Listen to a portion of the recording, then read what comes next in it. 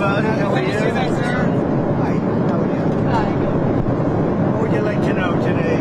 Could you start off by telling us the latest with Russia and Ukraine? Are you expecting Zelensky to come visit you? We're having good, I don't know, he would like to come, but I think we should get a deal done first. We're having good talks. We started with Russia. We're having some talks with Russia. Ukraine is doing well. I think they're pretty happy about it. They'd like to see it end. And we won't know for a little while, but we're making progress. What are the big secrets? We settled 8 wars, and I thought this would be one of the easier ones because of my relationship with President Putin. But this is probably one of the more difficult ones. There's a lot of hatred. You said there were points of disagreement that were still left to be. Yeah, a few. Can you tell us what those are? Well, it's just standard things when people are starting to realize it's a good deal for both parties and they got to stop the war.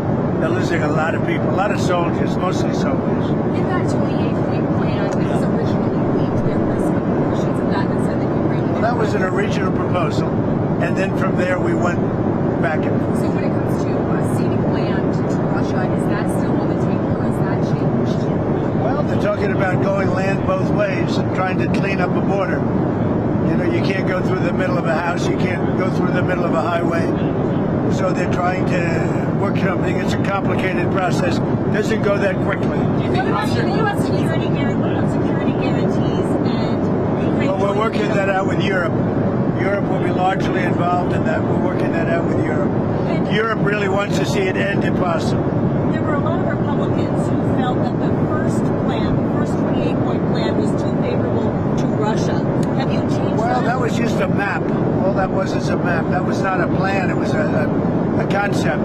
And from there, they've taken each one of the 28 points, and then you get down to 22 points. A lot of them were solved, and actually very favorably solved. So we'll see what happens. Do you think that Ukraine was being asked to give too much land back to Russia? I know at one point you said they shouldn't have to give any back. It's really up. Look, the way it's going, if you look, it's just moving in one direction.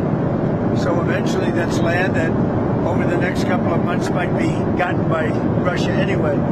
So do you want to fight and lose another 50, 60,000 people? Or do you want to do something now? In some cases, the land is going in the other direction. So they're negotiating. They're trying to get it done. You want to have a border. You can't have a border that goes through a highway or a border that goes through the middle of a town. So that doesn't work. So it's a long, complicated process. And very sad because so many people are being killed. What's the next step?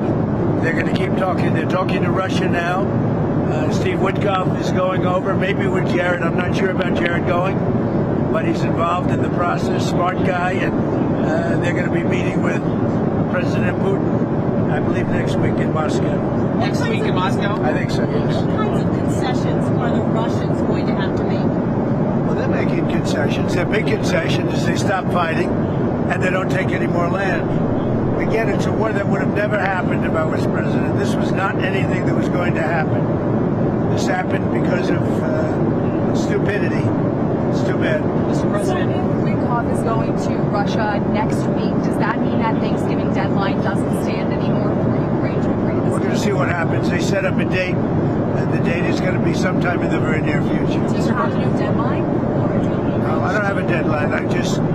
You know what the deadline for me is? When it's over. And I think everybody's tired of fighting at this moment. They're losing too many people. Have you heard this audio that Bloomberg has of Witkoff coaching the Russians on how to appeal to you?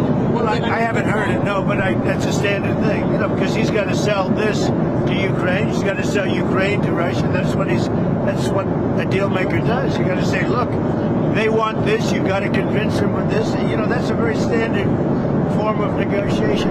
I haven't heard it, but I heard it was standard negotiation. And I would imagine he's saying the same thing to Ukraine, because each party has to give and take. So you're worried that he's too pro-Russian? No, I think, look, this war could go on for years, and Russia's got a lot more people, got a lot more soldiers, you know. So I think if Ukraine can make a deal, it's a good thing. I think it's great for both. Frankly, I think it's great for both. But Ukraine's got it's much smaller. It's a much smaller group of people. They've lost a lot of people. Russia's lost a lot of people, but Russia has a much bigger pool of people. Mr. President, are you planning to unveil a health care plan anytime soon? And Well, we're looking at different alternatives. I mean, I like my plan the best. Don't give any money to the insurance companies. Give it to the people directly. Let them go out and buy their own health care plan. And we're looking at that. If that can work, we're looking at that. That's sort of taken off. That's what I like. Don't give the money to the insurance companies. They go out and buy their own plan. You give the money to the people. I like it the best.